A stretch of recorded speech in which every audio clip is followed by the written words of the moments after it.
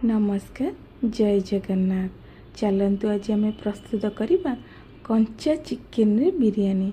आपण तो बहुत प्रकार स्टाइल बनई थे, थरे मु बनई थिबा ई स्टाइल बनई देखंतु। आपण को मतामत मते निश्चिंत कमेंट माध्यम रे जणेबी। तो मु एठी किछि चिकेन नै जाइछि, सेथिरे किछि दही, जीरा गुंड, धनिया गुंड, आउ किछि हळदी नै जाइछि, काश्मीरी रेड चिली, आउ किछि राग लंका गुंड नै जाइछि, स्वाद अनुसार लूण, गरम मसला को ऐड करी नहीं। एठी मु चिकेन मसला किछि नहीं जाइछि, कटा पुदीना पत्र को नहीं जाइछि, आउ किछि सोरिष तेल को नहीं जाइछि। याको आबे भल्ला भाबे मैरिनेट करी किछि समय पे छाड़ी नबा।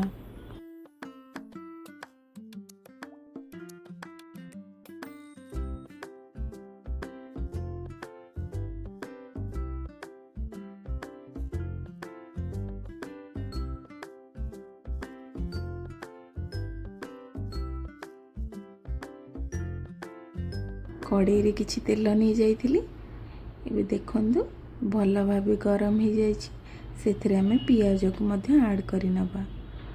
मु अल्प किछि तेल नेछि जेमिति पियाज भल भाबे छाणी हबो। आपण चाहिले अधिक मध्य तेल नै परिबे। पियाज भाजी होला भितरे आपण प्लीज मो वीडियो को गोटे लाइक कर दियंतु ना, चैनल को सब्सक्राइब कर नियंतु। इट देखंतु पियाज भल भाबे एबे मोर भाजी हे गलानी। चिकेन मु जो मैरिनेट कर रखी दम जो थे दबा डायरेक्ट से मिक्स कर नबा।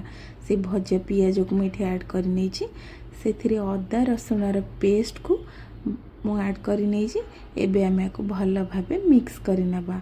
आउ अल्प किछि मु पियाज ये ऐड कर नेली। ये देखंतु एबे मु गरम तेल पूरा एमिति बांफ बाहर थिबो, एठी आम को ऐड कर नबा। आउ ताको किछि समय पे घोड़े की छाड़ी नबा।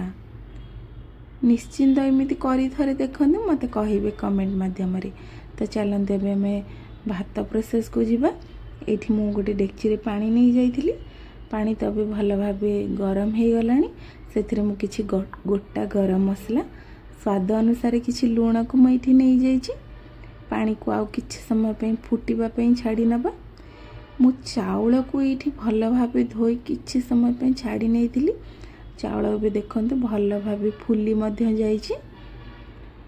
तो ये मु गरम पानी देखंतु हमर हे गलानी। मु इथे आउ किछि पुदीना पत्र को ऐड कर नैछि।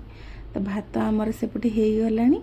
तो ये मु जो चिकेन मैरिनेट करके रखी थिली, भात को छाणी के भी चिकेन ऊपर हमें पके नबा। भल भाबे ताको हमें भात को चारि पाख को दे दबा। तापर मुझे किसी कटा धनिया पत्र, पुदीना पत्र को ऐड कर नहीं। भजा पियाज को मध्य मुझे ऐड कर नहीं। ता ऊपर आम कि घी देदबा। मुझे सुहाना बिरयानी मसला जो अच्छी ताकू नहीं जाइए। आपको पकईकि देखिए बहुत ही बढ़िया टेस्ट आ बढ़िया बास्ना भी आसे। थे पकईकि देखिए मत कमेंट माध्यम निश्चिंत जनइबे। तापर मुझे लेंबू रस गोटे फाड़ पूरा लेंबू रस को चुपुड़ी नहीं। तापर मुझे गरम मसला किसी ऐड कर नहीं। एठी मु केवड़ा वाटर को नहीं जाइए 2 टेबल स्पून। तापर मुझे किसी फूड कलर को नहीं जाइए। एबे हमर चिकेन दम देदबा 15 मिनिट हाई और 15 मिनिट सिम रे देदबा। देखंतु एबे हे गला हमर गरमा गरम चिकेन बिरयानी। इतने सुंदर देखा जाउची, ता संग बहुत ही बढ़िया बास्ना आसुची। थरे मु बनै थिबा प्रोसेस रे बनै देखंतु, मते कमेंट माध्यम रे निश्चिंत जणैबे। आ जदि मोर ए छोट वीडियोटी आपनको भल लगी था, लाइक शेयर सब्सक्राइब करबा के जमार भूलिबेनी। रहिली नमस्कार जय जगन्नाथ।